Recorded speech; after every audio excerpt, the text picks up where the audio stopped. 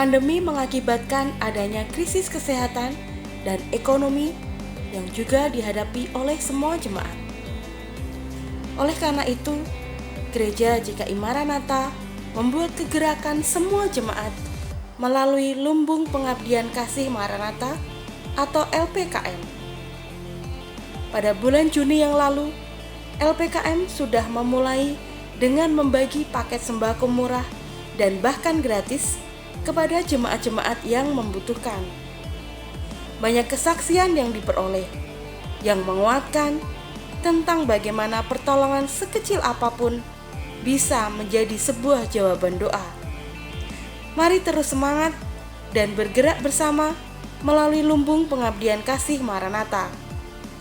Untuk penyaluran donasi melalui LPKM, bisa mengirimkan ke akun BCA 222 096 8645 atas nama Yudo Para Irianto atau Bramanto Sefriadi Nugroho. Mengingatkan kembali bagi anggota RKM GKI Maranatha bahwa masa jatuh tempo keanggotaan RKM adalah selama 2 tahun. Oleh sebab itu, anggota RKM dimohon untuk melakukan pembayaran atau mengaktifkan kembali dengan cara mengirim pesan melalui WhatsApp ke Pendeta Umi Daryani di nomor 085 740 968833. Mohon disertakan nama lengkap, alamat, dan nomor handphone yang bisa dihubungi. Pembayaran bisa ditransfer melalui rekening BCA 22208400720 atas nama Joko Junaidi.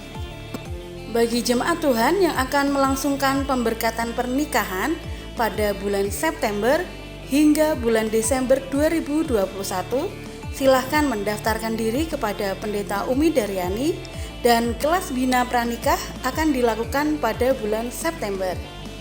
Bagi jemaat Tuhan yang akan mengikuti baptisan air, jemaat Tuhan dapat mendaftarkan diri kepada Pendeta Muda Umi Daryani dan silahkan mengikuti kelas katekisasi yang akan diadakan pada bulan Oktober. Selamat ulang tahun yang ke-24 untuk usia indah Gloria Maranatha. Tetaplah kuat dan setia dalam mengikut Kristus. Kami berdoa selalu diberikan kesehatan dan terus memberi teladan bagi generasi ini. Tak lupa kami juga mengucapkan selamat dan sukses untuk rumah singgah yang telah menjadi kepanjangan tangan Tuhan selama 2 tahun ini. Terus maju ya Opa Oma dan menjadi berkat bagi sesama.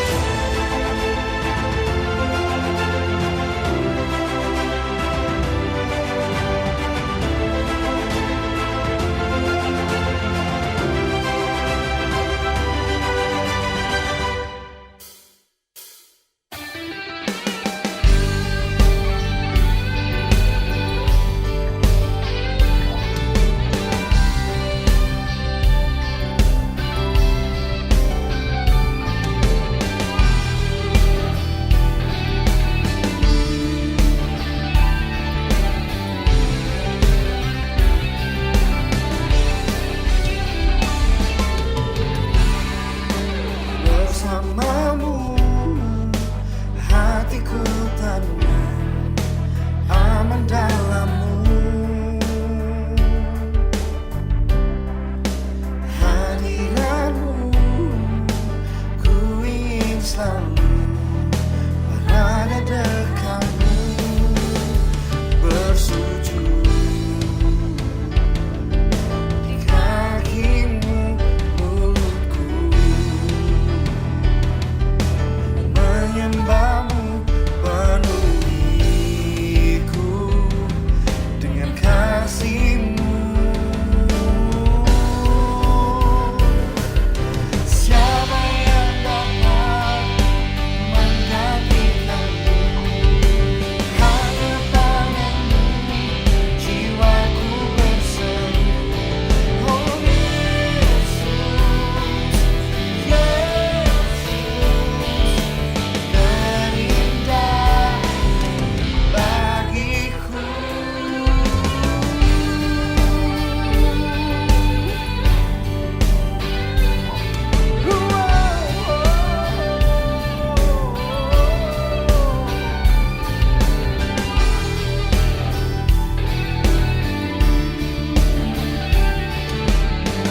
Bersama katakan, bersujud di kakimu,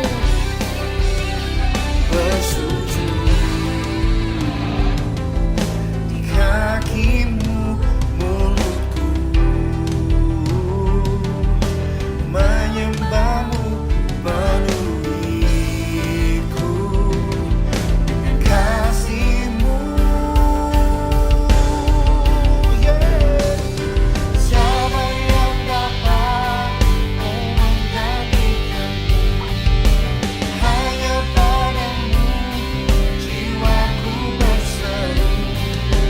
Yesus, Yesus, terindah bagiku.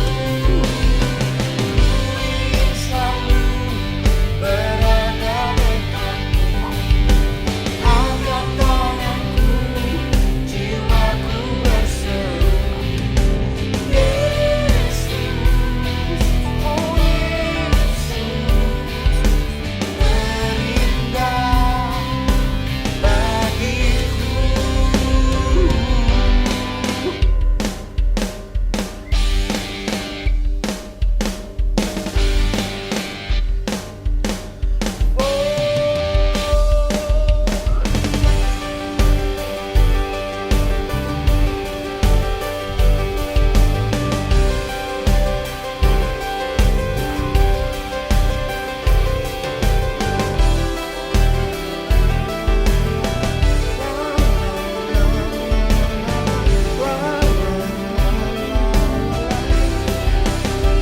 Bersujud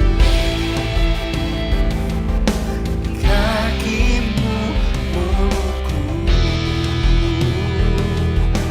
menyembahmu, penuhiku dengan kasihmu. Oh, siapa yang dapat menggantikanmu? Hanya padamu jiwaku berseru. Yesus, Yesus, Kau terindah bagiku. Ku ingin selalu berada dekatmu. Ku angkat tanganku, jiwaku berseru. Yesus, Yesus, terindah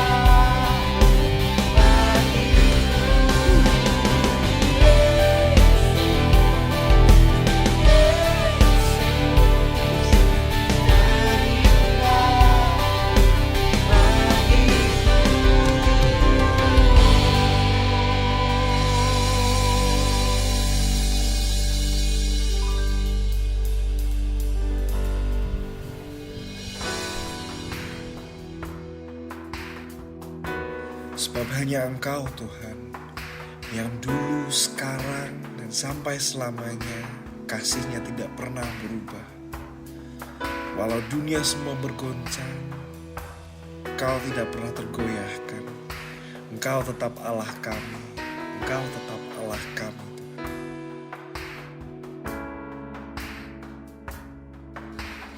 Betapa dahsyat Engkau Tuhan, Pencipta segala yang ada, dulu, sekarang, sampai selamanya.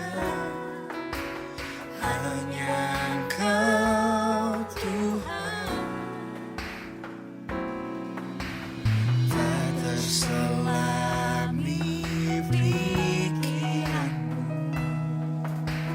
tak terukur panjang setia-Mu,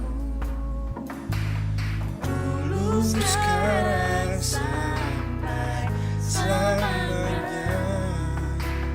Hanya Engkau Tuhan, ku sembah Engkau Yesus. Hanya Engkau Allah di hidupku, tiada yang lain. Hanya Engkau Tuhan, selamanya Kau tetap Allah. Walau dunia semua bergoncang, tak tergoyahkan, Kau tetap Allah.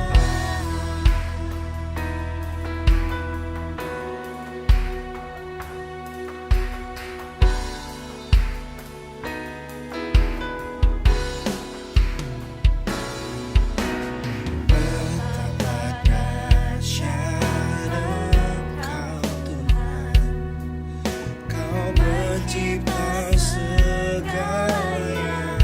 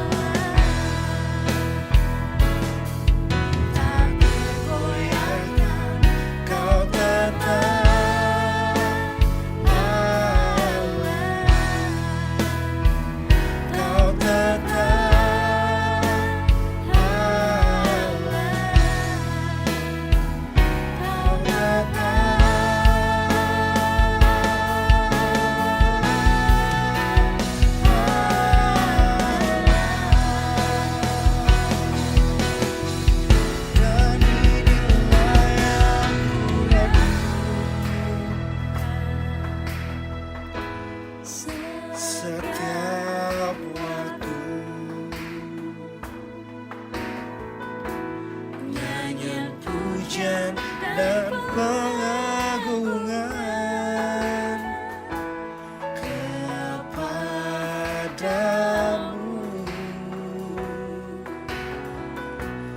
Biarlah manis kau dengar, Tuhan, manis kau dengar, Tuhan, dan hatiku bersuka karena-Mu.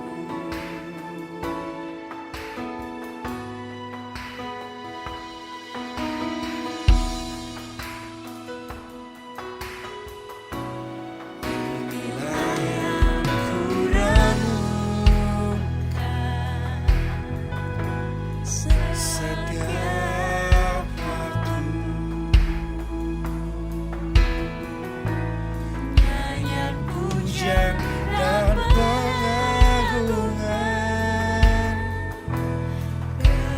kepadamu.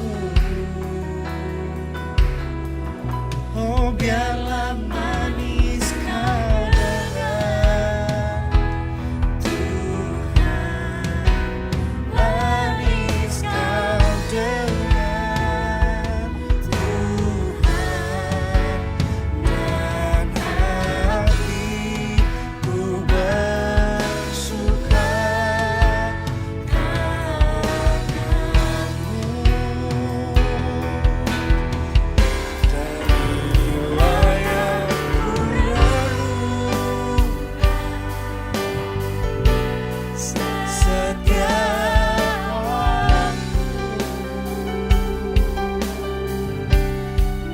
Nyanyian pujian dan pengagungan kepadamu. Biarlah manis kau dengar, Tuhan,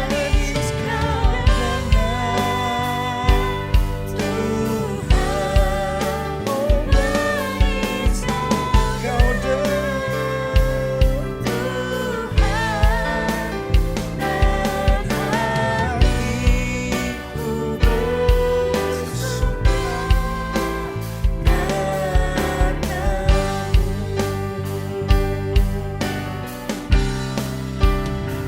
dan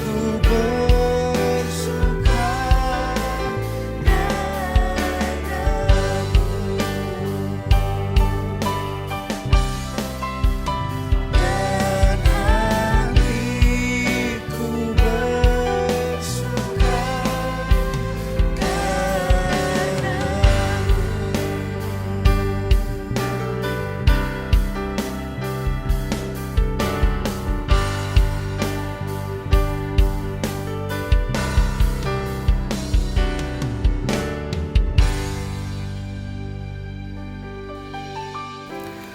Shalom Bapak Ibu Saudara sekalian, jemaat GKI Maranatha yang diberkati Tuhan, yang disertai Tuhan dengan luar biasa. Saya percaya Bapak Ibu Saudara sekalian diberkati Tuhan lewat pujian dan penyembahan. Anda menikmati hadirat Tuhan yang manis, Anda menikmati semua keindahan di dalam hadirat-Nya. Mari kita bersama-sama siapkan hati kita untuk dengar firman Tuhan. Mari kita akan tunduk kepala bersama-sama. Bapa, kami bersyukur untuk hari ini. Engkau berikan kesempatan buat kami untuk datang dan beribadah kepadamu. Dan sebentar kami akan siapkan hati kami untuk benih firman-Mu ditaburkan.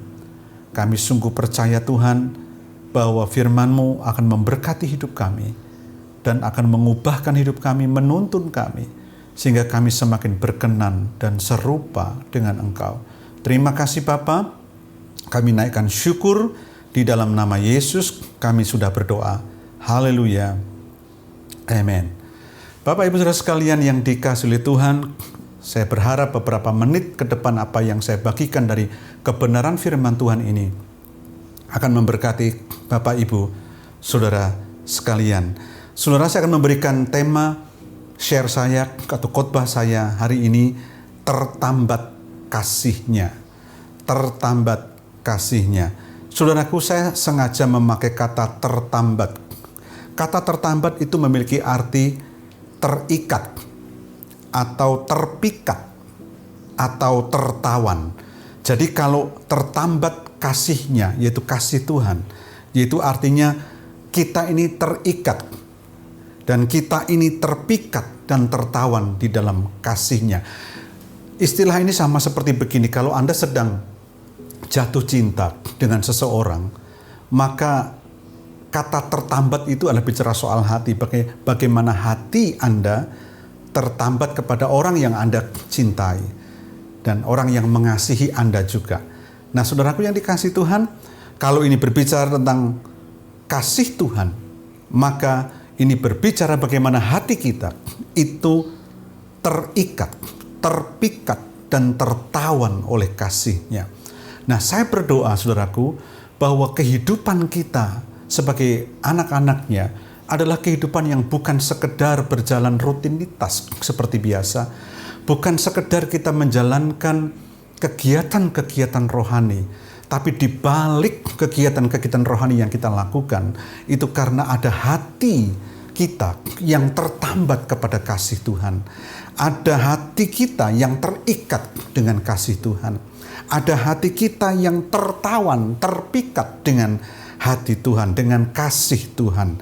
Nah, saya ingin menyampaikan hal ini saudaraku, supaya Anda melihat bahwa sesungguhnya apa yang kita lakukan, apa yang kita kerjakan setiap hari, ya biarlah itu didasari oleh karena hati kita yang tertambat kepada Tuhan, hati yang terikat, terpikat, dan tertawan kepada kasih-Nya.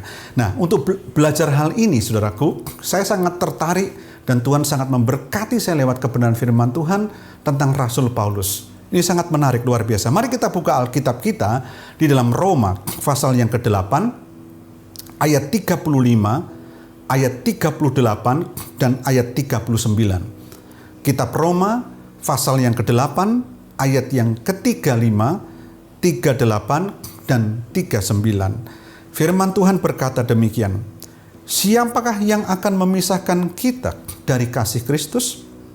Penindasan atau kesesakan, atau penganiayaan, atau kelaparan, atau ketelanjangan, atau bahaya, atau pedang? Sebab aku yakin bahwa baik maut maupun hidup, baik malaikat-malaikat maupun pemerintah-pemerintah, baik yang ada sekarang maupun yang akan datang, atau kuasa-kuasa baik yang di atas maupun yang di bawah, ataupun sesuatu makhluk lain, tidak akan dapat memisahkan kita dari kasih Allah yang ada dalam Kristus Yesus, Tuhan kita. Ini pernyataan yang sangat luar biasa dari seorang yang bernama Paulus. Ini adalah sebuah pengalaman yang dia rasakan, bukan hanya perasaan, tapi pengalaman antara dia dengan Tuhan yang sudah menyelamatkan hidupnya. Pengalaman antara dirinya dengan Tuhan yang mengasihi dia. Dia merasakan kasih Tuhan yang begitu sempurna, utuh buat hidupnya. Nah, saudaraku yang dikasihi Tuhan, bagi saya ketika saya baca ayat ini, bukan sekedar kata-kata, tapi seharusnya hidup setiap kita itu mengalami hal yang sama seperti yang Paulus alami. Bagaimana kita bisa merasakan kasih Tuhan yang begitu besar untuk hidup kita, pribadi demi pribadi dalam hidup kita. Setiap kita harus mengalami ini. Sebab ini menjadi sebuah kekuatan yang sangat-sangat besar untuk perjalanan kehidupan kita. Sebab tanpa ini, tanpa hatimu tertambat kepada kasih Tuhan yang besar, tanpa hatimu terikat pada kasih Tuhan yang besar, tanpa hatimu tertawan kepada kasih Tuhan yang besar, tidak ada kekuatan yang cukup, saudaraku, untuk menghadapi perjalanan hidup kita yang terjal ini, yang penuh dengan segala tantangan yang harus kita hadapi. Nah, Paulus ungkapkan ini berdasarkan sebuah pengalaman pribadi antara dia dengan Kristus yang telah mengasihinya, dan dia rasakan itu secara nyata.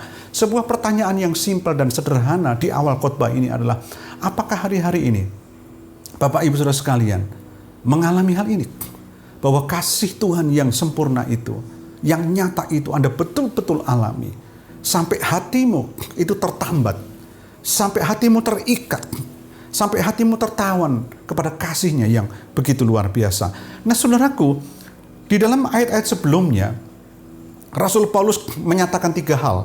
Kalau Anda perhatikan dalam ayat-ayat sebelumnya, Rasul Paulus menyatakan 3 hal yang sangat jelas. Yaitu yang pertama, bahwa dia tegaskan bahwa sebagai anak-anak Allah, orang-orang yang ditebus oleh darah Kristus, kita ini memiliki pengharapan akan kemuliaan yang akan dinyatakan kepada kita. Dan itu pasti. Bagi Rasul Paulus itu pasti. Bahwa kita sebagai orang yang sudah ditebus oleh darah anak domba dan menjadi anak-anak Allah, memiliki pengharapan akan kemuliaan yang akan dinyatakan kepada kita. Dan itu pasti. Dan yang kedua yang dia tegaskan dalam ayat sebelumnya, bahwa di dalam segala sesuatu, di dalam perjalanan hidup kita sebagai anak-anak Allah, Allah itu tidak tinggal diam. Tuhan itu turut bekerja untuk mendatangkan kebaikan bagi kita yang mengasihi Dia. Jadi artinya hanya satu hal yang penting, apa yang dikerjakan Tuhan dalam hidup kita adalah untuk kebaikan kita bagi yang mengasihi Dia. Nah saudaraku, itu hal jelas yang Paulus katakan.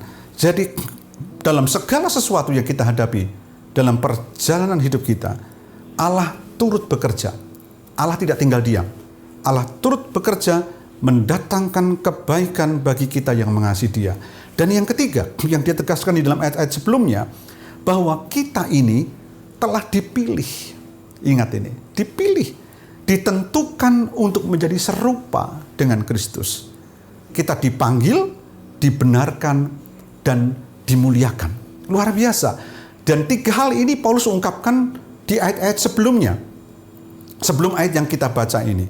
Anda bisa baca di rumah itu. Jadi 3 hal, bahwa sebagai anak-anak Allah, kita memiliki pengharapan akan kemuliaan yang akan dinyatakan kepada kita. Dan itu pasti. Dan yang kedua, bahwa dalam segala sesuatu, dalam kehidupan yang kita hadapi hari-hari ini, Allah turut bekerja. Allah tidak berhenti bekerja. Allah turut bekerja. Allah tidak tinggal diam. Tapi Allah terus bekerja untuk mendatangkan kebaikan bagi kita yang mengasihi Dia. Dan yang ketiga, bahwa kita telah dipilih, ditentukan untuk menjadi serupa dengan Kristus. Kita dipanggil, dibenarkan, dan dimuliakan. Nah, 3 hal ini dinyatakan Paulus dengan tegas sebelum ayat yang kita baca ini. Dan saudaraku, dan hal inilah yang menjadikan Paulus itu hidup dalam keyakinan iman. 3 hal tadi yang membuat Paulus hidup dalam sebuah keyakinan iman yang tak tergoyahkan oleh apapun juga. Dengan bahasa yang saya katakan, Paulus hatinya tertambat pada kasih Tuhan yang begitu luar biasa. Sehingga dia mengatakan dengan tegas bahwa keadaan apapun tidak akan dapat memisahkan dirinya. Dan juga setiap kita harusnya yang percaya dari kasih Allah yang ada di dalam Kristus Yesus. Jadi saudaraku, hati Paulus tertambat dengan kasih Tuhan. Sehingga dia mengatakan ayat yang kita baca tadi, bahwa keadaan apapun, penindasan, penderitaan, ketelanjangan, perang, dan sebagainya, tidak akan dapat memisahkan dirinya atau memisahkan kita bagi orang yang percaya ini dari kasih Allah yang ada di dalam Kristus Yesus.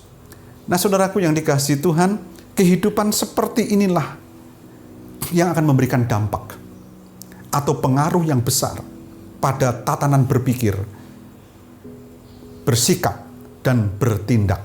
Jadi ketika seseorang itu hatinya tertambat kepada kasih Tuhan, catat baik-baik, pasti ini akan mempengaruhi, akan berdampak atau memiliki pengaruh yang besar pada tatanan berpikir setiap kita, bersikap kita, ya mempengaruhi cara bersikap kita, mempengaruhi cara bertindak kita. Sama seperti saya gambarkan, kalau Anda sedang hatimu tertambat pada seseorang, ketika hatimu tertambat pada seseorang yang Anda kagumi, Anda cintai dan sebagainya, maka otomatis itu membawa pengaruh, dampak yang besar kepada tatanan berpikir kita, tatanan bersikap kita, tatanan bertindak yang kita lakukan juga, yang ada pada kita. Nah, saudaraku, bahkan itu tercipta suatu kekuatan yang sangat besar dalam hidup kita, yang mendasari kehidupan kita. Itu sebabnya Paulus bisa berkata, apapun itu yang namanya penindasan, perang, ketelanjangan, tidak dapat memisahkan kita dengan kasih Kristus. Nah, itu tatanan berpikir yang dihasilkan dari hati yang tertambat kepada kasih Tuhan itu sendiri. Nah, saudaraku yang dikasih Tuhan, di sini muncul sebuah kesadaran baru atau dimensi yang baru, ukuran yang baru akan kehidupan yang dijalani baik saat ini ataupun masa depan. Jadi ada sebuah kesadaran yang baru atau dimensi yang baru, ukuran yang baru akan kehidupan yang dijalani baik saat ini ataupun masa depan. Jadi kalau hati kita tertambat kepada kasih Tuhan, maka ini akan memberikan sebuah kesadaran yang baru dalam hidup kita. Ada satu dimensi yang baru, ukuran yang baru akan kehidupan yang kita jalani, baik yang sekarang ini maupun yang akan datang, yang dimana kita akan menuju kepada masa depan. Nah, itu akan menjadikan kita menjadi orang yang memiliki sebuah kesadaran yang baru, yang dulunya tidak seperti yang kita pikirkan sekarang. Nah, sama seperti begini, kalau Anda sedang tertambat kepada seseorang, maka muncul kesadaran yang baru, ukuran yang baru dari kehidupan yang Anda jalani, baik sekarang maupun masa depan. Demikian juga ketika hati kita tertambat kepada kasih Tuhan. Wah, itu luar biasa, saudaraku. Ada sesuatu yang besar, pengaruh yang besar, tatanan berpikir, bersikap, dan bertindak dari hidup kita. Dan bahkan kita memiliki kesadaran yang baru. Kita memiliki kekuatan yang sangat besar dalam hidup ini. Bersikap dan memiliki ukuran akan kehidupan yang kita jalani sekarang maupun yang akan datang. Sehingga ketika badai, tantangan kayak apapun, itu tidak membuat kita bergeming. Karena apa? Kita sudah punya cara berpikir yang berbeda. Kita punya cara bersikap yang berbeda. Punya cara bertindak yang berbeda. Kita punya ukuran yang baru, kesadaran yang baru tentang kehidupan yang kita jalani. Nah, saudaraku yang dikasih Tuhan, saya harap Anda nangkap apa yang saya katakan. Nah, kalau Anda ngerasakan ini, seperti yang Paulus rasakan, bagaimana hatinya tertambat kepada kasih Tuhan. Kalau kita bisa merasakan hati kita betul-betul tertambat, terikat, terpikat kepada kasih Tuhan, dan Anda ngalami itu setiap hari, saya yakin dan percaya bahwa hidup kita akan berbeda. Ada satu tatanan berpikir yang berbeda. Ada satu cara bersikap, bertindak yang berbeda. Ada sebuah kekuatan yang besar yang mengalir dalam kehidupan ini. Dan kemudian ada kesadaran yang baru, ukuran yang baru, dimensi yang baru di dalam kehidupan ini. Bagaimana kita menjalaninya, baik yang sekarang maupun masa depan. Ada tantangannya, tetapi kita sudah bisa memenangkan setiap hari. Dan kita bisa punya pemikiran yang berbeda. Mungkin orang yang belum mengalami hatinya yang tertambat kepada Tuhan, hatinya belum tertambat kepada Tuhan, dia memandang dengan cara yang berbeda.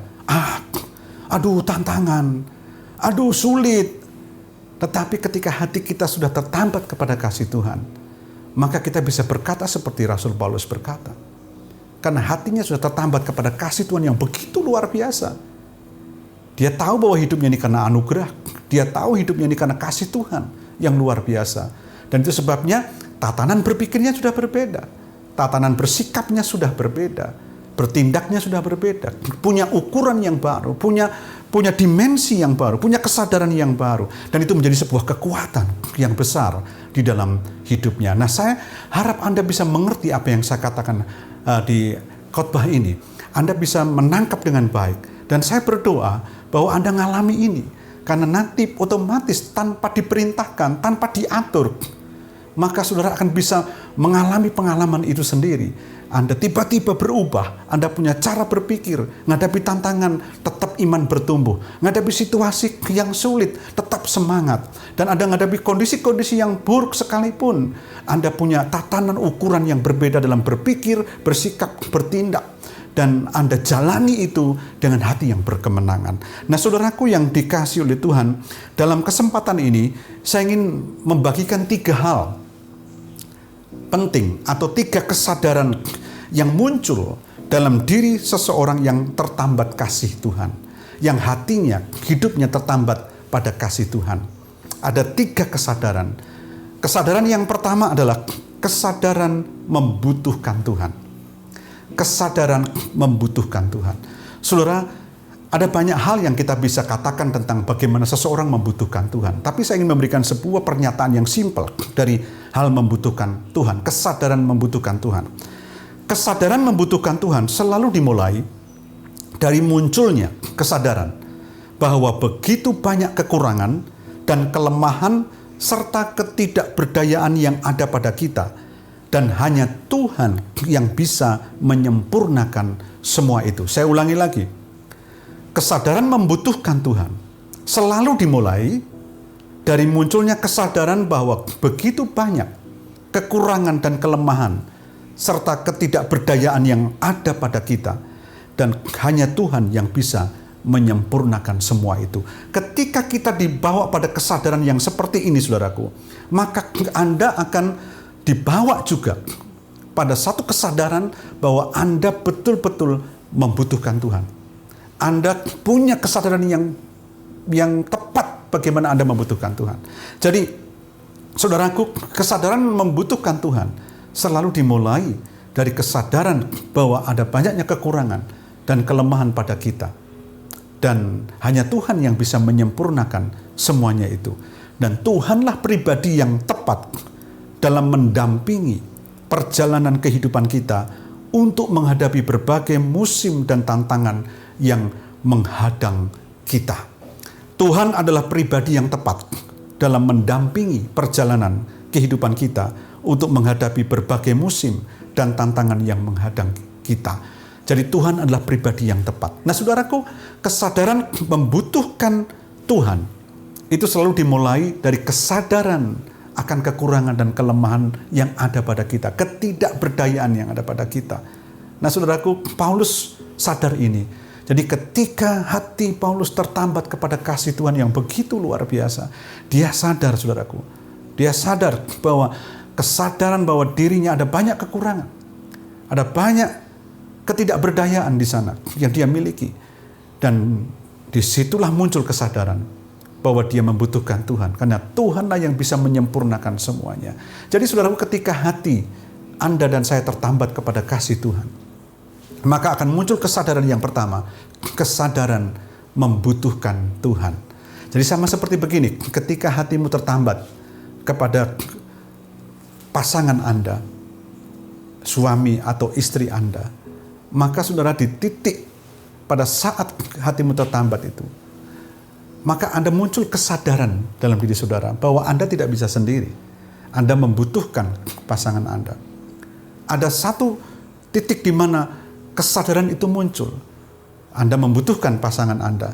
Tapi itu dimulai dari sebuah kesadaran bahwa Anda membutuhkan, ada kekurangan, ada kelemahan, ada hal yang perlu dibantu, dan hanya kehadiran pasangan Anda itu yang bisa menolong dan memperlengkapi semua apa yang ada dalam diri saudara. Apalagi ini dengan Tuhan, saudaraku. Luar biasa.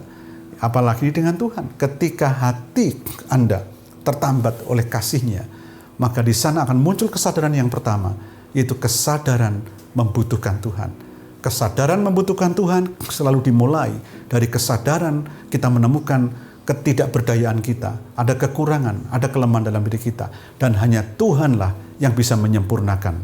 Dan Tuhanlah pribadi yang tepat dalam mendampingi perjalanan kehidupan kita untuk menghadapi berbagai musim dan tantangan yang menghadang kita.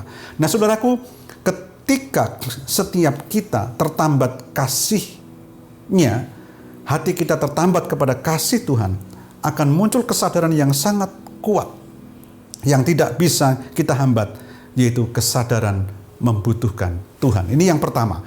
Dan yang kedua adalah kesadaran tidak membandingkan dengan apapun. Kesadaran tidak membandingkan dengan apapun. Saudaraku, perjalanan dalam kehidupan bersama Tuhan adalah merupakan kehormatan yang tidak ternilai harganya atau tidak ada bandingannya. Jadi coba Anda renungkan apa yang saya katakan, perjalanan dalam kehidupan bersama dengan Tuhan adalah merupakan kehormatan yang tidak ternilai harganya, tidak ada bandingannya. Saudaraku, ketika kita berjalan bersama dengan Tuhan, di dalam anugerahnya, saudaraku, ini adalah sebuah kehormatan yang tidak ternilai harganya, tidak ada bandingannya. Artinya tidak bisa dibandingkan dengan apapun, dengan keadaan apapun, tidak bisa kita bandingkan. Karena ini kehormatan yang tidak ternilai harganya.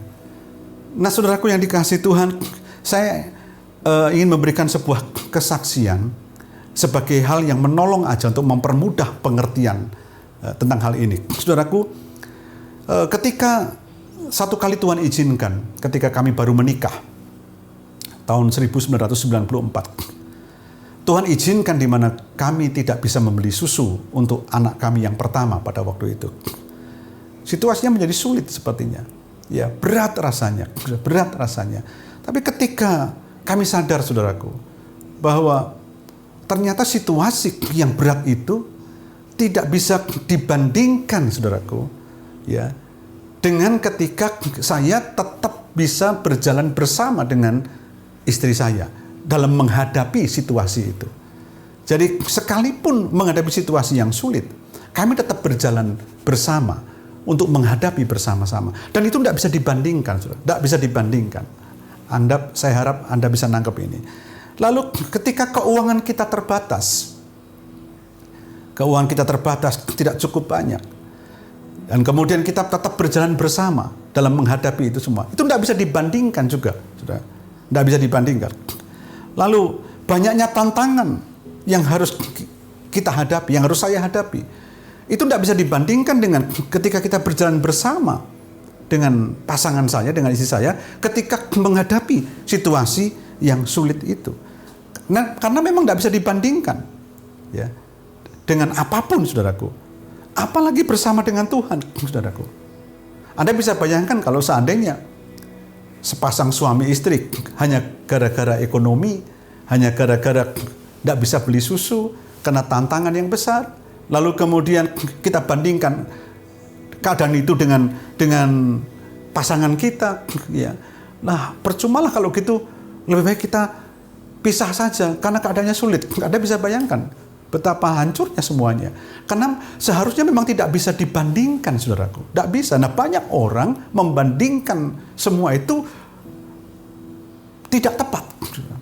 Dengan tidak tepat.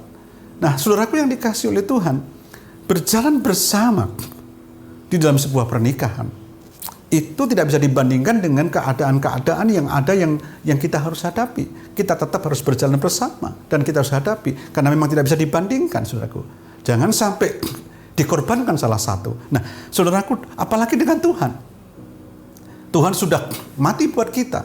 Yesus sudah memberikan segala-galanya buat hidup kita. Nah, seringkali kita putuskan hubungan kita dengan Tuhan dan kita tinggalkan iman kita hanya karena kita membandingkan dengan keadaan yang ada, situasi yang terjadi. Nah, saudaraku yang dikasihi Tuhan, sekali lagi bahwa perjalanan dalam kehidupan bersama Tuhan adalah merupakan kehormatan yang tidak ternilai harganya dan tidak ada bandingannya. Artinya tidak boleh dibandingkan dengan apapun. Nah, saudaraku yang dikasihi oleh Tuhan, bila dalam mengiring Tuhan, kita terus membandingkan kehidupan kita dengan keadaan yang kita hadapi, kita akan mudah kecewa. Kenapa? Kenapa kok harus terjadi begini, harus begitu, dan sebagainya, kita akan kecewa. Nah, maka pertanyaannya adalah, apakah benar kita tertambat kasihnya? Apakah benar hati kita sudah terikat, terpikat, tertawan oleh kasihnya? Itu pertanyaannya, saudaraku. Mengapa saya menanyakan hal ini, saudara? Sebab hal itu tidak masuk akal. Jadi kalau ada seseorang yang meninggalkan Tuhan karena menghadapi keadaan dan situasi yang ada dalam hidup ini, yang seharusnya tidak bisa dibandingkan, saudaraku, lalu Anda putuskan untuk meninggalkan Tuhan, itu sebenarnya tidak masuk akal, saudara. Tidak masuk akal. Karena setiap keadaan yang terjadi dalam hidup kita itu bisa berubah. Dan Tuhan juga sudah berjanji bahwa Dia menyertai kita. Bahwa Dia turut bekerja dalam segalanya. Jadi, tidak pas gitu.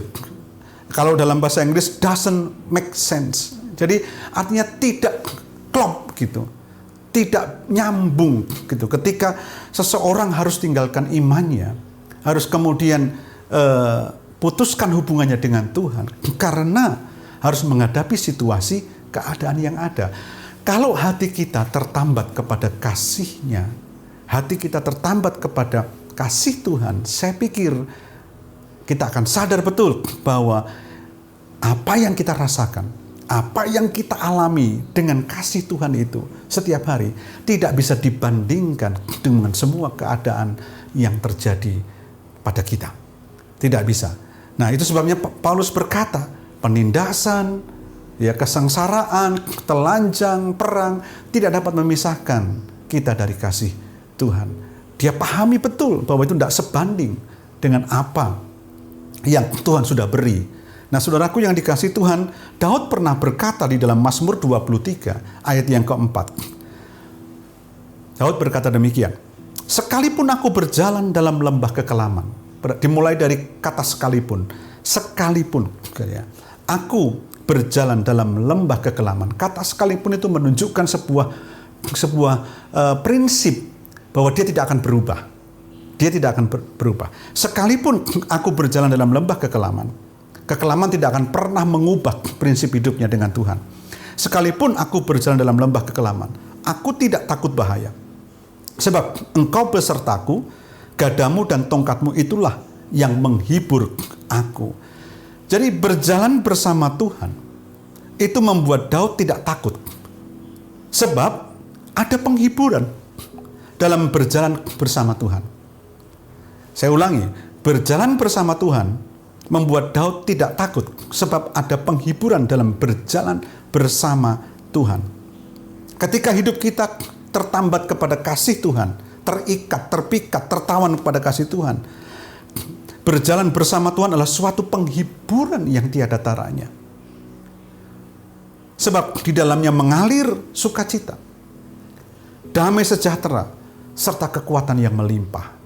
Saya ulangi, berjalan bersama dengan Tuhan membuat Daud tidak takut, sebab ada penghiburan dalam berjalan bersama dengan Tuhan. Kalau saya berkata tentang hal ini, kita tidak cukup untuk menyaksikan. Kita tentu semua ngalami. Tidak ada orang yang jalannya mulus semua. Tetapi kita sering kali juga mengalami masalah-masalah seperti yang Daud ungkapkan. Kita pernah berjalan di dalam lembah kelam dan melewati hal yang terjal dalam hidup ini. Tetapi ketika kita putuskan untuk tetap berjalan bersama dengan Tuhan, hati kita tertambat oleh kasih-Nya, tertambat dengan kasih Tuhan itu, saudaraku. Nah, maka kita mengalami pengalaman-pengalaman itu. Dan kita tetap berjalan bersama Tuhan.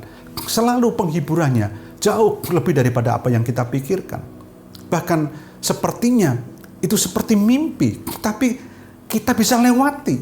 Karena Tuhan memberikan kekuatan, Tuhan memberikan penghiburan yang tiada taranya. Dan Tuhan memberikan itu luar biasa, sempurna atas hidup kita.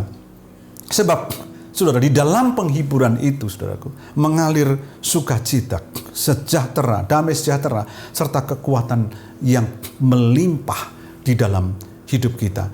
Nah, saudaraku yang dikasihi Tuhan, bagaimana kita bisa memiliki sukacita dan damai sejahtera, serta kekuatan? Ya tadi jawabnya, dari kedekatan kita dengan Tuhan. Orang yang tertambat, ya, orang yang tertambat hatinya kepada kasih Tuhan, otomatis dia dekat dengan Tuhan. Dari kedekatan dengan Tuhan itulah, ya, kita bisa merasakan sukacita, kita bisa merasakan damai sejahtera serta kekuatan. Jadi saudaraku, dari kedekatan dengan Tuhan, hal ini berbicara tentang hati yang dekat dengan Tuhan, maka di situ kita bisa mengalami sukacita, damai sejahtera dan kekuatan yang terus melimpah atas hidup kita. Coba saya akan memberikan sebuah hal contoh yang paling gampang tentang kedekatan ini, ya, supaya Anda bisa ngerti. Mari kita perhatikan, mengapa kalau ada orang bertengkar, itu selalu cara berbicaranya berteriak. Saudaraku. Jadi kalau ada orang bertengkar, si A dan si B bertengkar, selalu cara bicaranya nggak bisa halus. Nggak ada pertengkaran yang begini. Maaf, saya tak bertengkar ya sama Anda. Ya, tolong ya. Nggak bisa. Selalu ketika orang bertengkar, itu nadanya itu berteriak-teriak. Nadanya keras, saudaraku. Nah, pertanyaannya kenapa? Kenapa kalau orang bertengkar, itu selalu perkataannya itu dengan teriak atau nada tinggi dan suara yang keras? Karena hati mereka sudah saling jauh, saudaraku. Kalau hatinya sudah saling jauh, maka mereka akan berteriak. Tidak ada kedekatan lagi, saudaraku. Marah, gitu, berteriak. Hatinya sudah saling jauh. Tapi saudara, kalau hatinya saling dekat, maka cara bicaranya tidak akan berteriak-teriak, tetapi dengan lembut, berbisik, sopan, ya, dan penuh sukacita, dan penuh dengan damai sejahtera. Karena hatinya dekat, saudaraku. Hatinya dekat. Nah, saudaraku yang dikasihi Tuhan, hati yang dekat itu akan membawa sikap kita dalam menghadapi segala sesuatu itu akan jauh lebih baik, saudaraku. Jadi kita tidak marah dengan Tuhan, kita tidak salah berpikir tentang Tuhan, lalu kemudian kita tidak mulai bersungut-sungut kepada Tuhan karena keadaan. Paulus ketika menghadapi situasi yang tidak mudah yang harus dia hadapi, saudaraku, karena hatinya dekat dengan Tuhan, hatinya tertambat kepada kasih Tuhan, maka tidak ada kemarahan di sana, tidak ada sungutan di sana, tidak ada curiga dengan Tuhan, karena hatinya dekat. Nah, saudaraku yang dikasihi Tuhan, hati yang dekat dengan Tuhan membawa kita menjauh dari ketidakpuasan terhadap Tuhan, menjauh dari persungutan kepada Tuhan, bahkan marah kepada Tuhan yang disebabkan karena keadaan yang dialaminya. Saya ulangi, hati yang dekat dengan Tuhan membawa kita menjauh dari ketidakpuasan, persungutan, bahkan marah kepada Tuhan yang disebabkan karena keadaan. Paulus tidak pernah mengalami itu, dan dia tidak bersikap seperti itu karena hatinya dekat dengan Tuhan.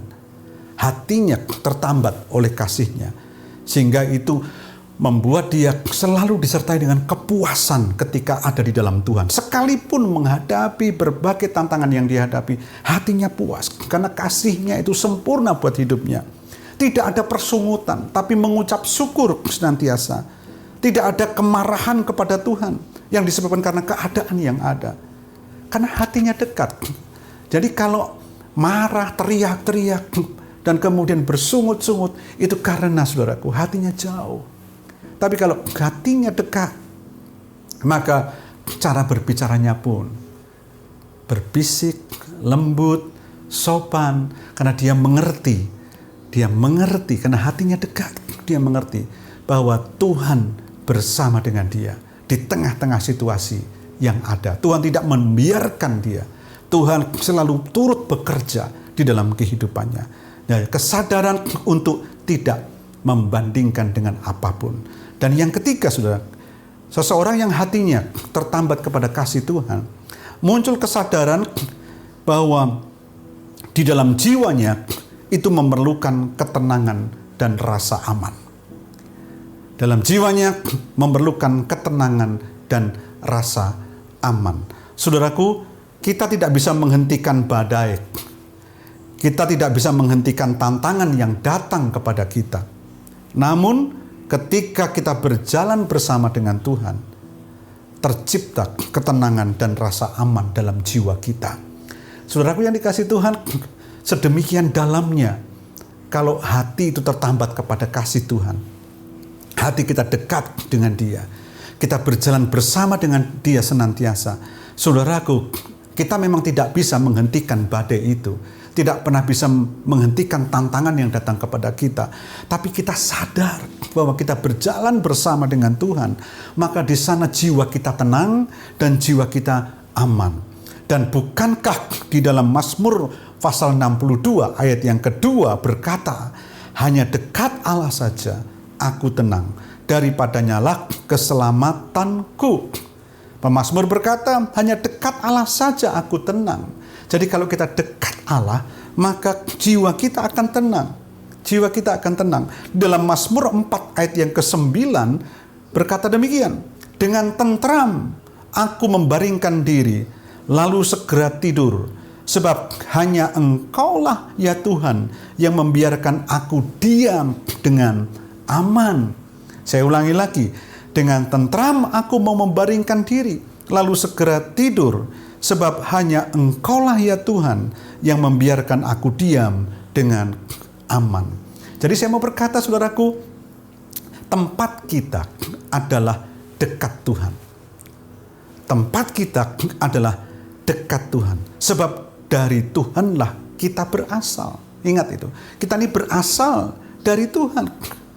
Maka tempat yang paling aman, tempat yang paling membuat kita tenang adalah ketika kita dekat dengan Tuhan. Dekat dengan Tuhan itulah tempat kita, saudaraku. Tempat kita. Nah, saudaraku, ikan itu tempatnya di air. Sekalipun ada gelombang yang besar di dalam air itu, di dalam laut itu atau apapun, ikan itu merasa tenang saja, ya. Aman, dia bisa nikmati. Walaupun gelombangnya besar, karena itu tempatnya. Nah, saudaraku, tempat kita adalah dekat dengan Tuhan. Dan ketika kita dekat dengan Tuhan, badai boleh datang, segalanya boleh datang dalam hidup kita, tetapi kita akan tetap tenang. Jiwa kita akan tenang, jiwa kita aman. Karena itulah tempat kita dekat dengan Tuhan. Karena kita berasal daripadanya. Nah, saudaraku yang dikasihi Tuhan, di dalam ketenangan kita menemukan bahwa semuanya menjadi jelas dan terang. Jadi luar biasa. Jadi di dalam ketenangan kita menemukan bahwa semuanya menjadi jelas dan terang. Kenapa seringkali tidak jelas dan tidak terang apa yang kita lihat? Karena kita tidak tenang.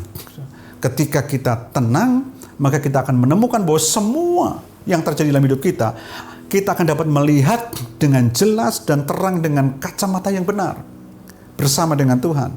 Dan rasa aman bukan berarti tidak adanya masalah, bukan berarti tidak adanya tantangan, bukan berarti tidak adanya badai. Rasa aman tercipta karena kehadiran Tuhan di tengah badai kehidupan. Jadi saudaraku, kehadiran Tuhan di tengah badai kehidupan. Nah, saudara, itu yang dialami oleh Paulus. Paulus merasakan kehadiran Tuhan yang begitu setiap hari semakin nyata di tengah badai kehidupan yang dia hadapi. Di setiap tantangan yang dia hadapi, dia merasakan kehadiran Tuhan yang nyata di dalam kehidupannya. Nah, saudaraku, saya berdoa bahwa biarlah hati Anda dan saya setiap hari tertambat pada kasih-Nya. Sebab itu yang akan mengubah segalanya dalam hidup kita. Dan muncul kesadaran-kesadaran yang sangat luar biasa di dalam hidup kita dalam menghadapi berbagai kehidupan ini. Kesadaran akan membutuhkan Tuhan.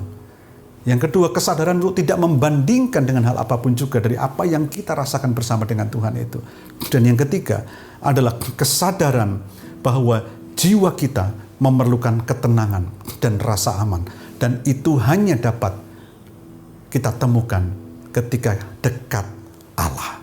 Dan saya berdoa, biarlah setiap hati kita, setiap umat Tuhan, semakin hari hati kita tertambat kepada kasih-Nya, terikat, terpikat, dan tertawan oleh kasih-Nya setiap hari. Dan pengalaman-pengalaman itu Anda dan saya alami setiap hari. Dan saya percaya, maka akan ada tatanan cara berpikir, cara bertindak, cara bersikap, dan bahkan kita akan menemukan ukuran-ukuran yang baru di dalam dimensi iman kita kepada Tuhan dalam menghadapi berbagai tantangan yang kita hadapi. Nah, di sanalah saudaraku, kita akan mengalami pertumbuhan yang luar biasa. Dan ingat bahwa ini tidak hanya kita jalani di dalam hidup di dunia ini. Ingat bahwa Tuhan juga berkata lewat Paulus di dalam ayat yang tadi saya ungkapkan sebelumnya, bahwa Tuhan akan memberikan kemuliaannya kepada setiap anak-anaknya. Dan saudaraku, itu pengharapan yang pasti.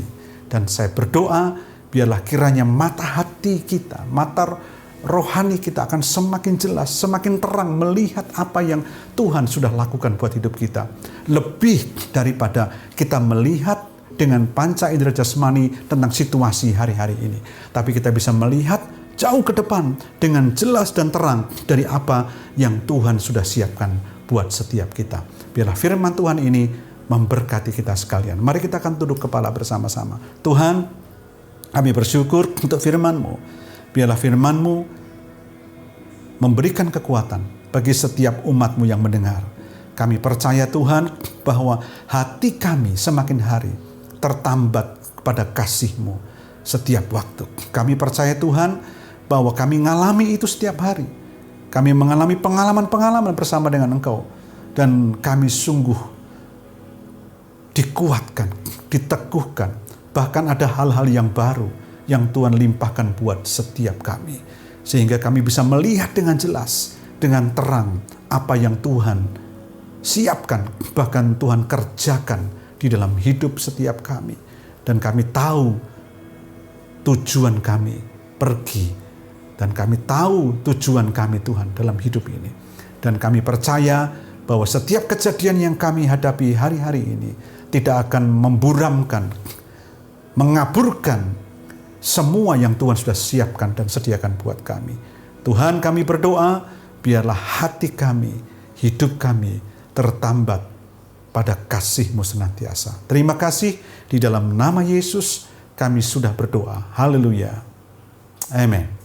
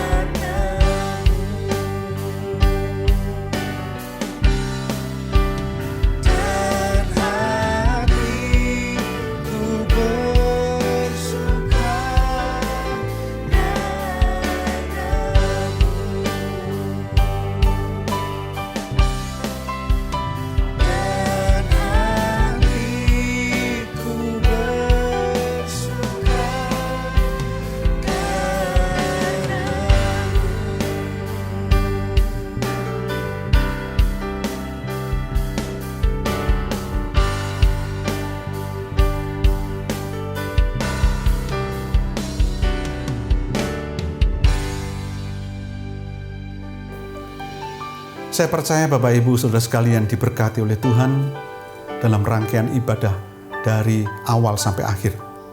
Dan saya percaya lewat pujian penyembahan, lewat firman Tuhan, itu akan membuka wawasan kita dan kita akan semakin dikuatkan dan diteguhkan oleh Tuhan. Nah saudaraku, bagi Bapak Ibu Saudara sekalian yang baru pertama kali hari ini mendengarkan kebenaran firman Tuhan dan belum pernah membuka hati untuk menerima Yesus sebagai Tuhan dan Juru Selamat, saya mengundang Bapak Ibu Saudara sekalian untuk berdoa bersama dengan saya. Sekiranya Bapak Ibu sungguh-sungguh mau terbuka dan memutuskan untuk menerima Yesus sebagai Tuhan dan Juru Selamat secara pribadi. Mari kita akan berdoa bersama-sama. Ikuti saya berdoa. Tuhan Yesus, kami datang kepadamu. Kami merendahkan hati kami. Kami membuka hati kami untuk Engkau menjadi Tuhan dan Juru Selamat dalam hidupku. Dan aku mau mulai saat ini mengundang Engkau dan bertahta dalam hidupku sebagai Tuhan dan Juru Selamatku secara pribadi. Ampuni segala pelanggaran dan dosaku. Sucikan dengan darah-Mu yang kudus. Berikan roh yang baru, hati yang baru. Tuhan, aku mau hidup baru di dalam Engkau. Terima kasih Tuhan. Terima kasih.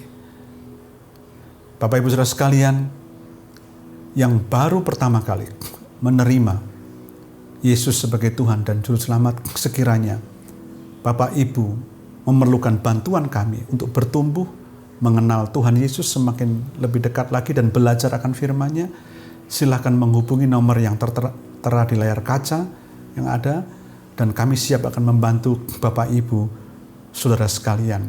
Terima kasih, selamat memasuki kehidupan yang baru bersama dengan Kristus. Dan jemaat Tuhan, mari kita akan akhiri ibadah kita dan kita akan berdoa bersama-sama. Tuhan, kami bersyukur untuk pertolongan-Mu Tuhan dalam ibadah dari awal sampai akhir. Kami sungguh merasakan hadirat-Mu. Kami sungguh merasakan Kau hadir. Tuhan, berkati setiap umat-Mu. Kami berdoa untuk setiap umat-Mu yang sakit. Sakit apapun Tuhan yang diderita oleh mereka. Tuhan menjamah, memulihkan dan menyembuhkan mereka. Di dalam nama Tuhan Yesus, sekiranya ada sakit penyakit yang berat, yang mungkin secara medis sudah tidak ada harapan, kami berdoa di dalam nama Yesus. Sesungguhnya kuasa-Mu tak terbatas. Engkau Allah yang sanggup menyembuhkan dan memulihkan, dan mujizat-Mu nyata atas mereka.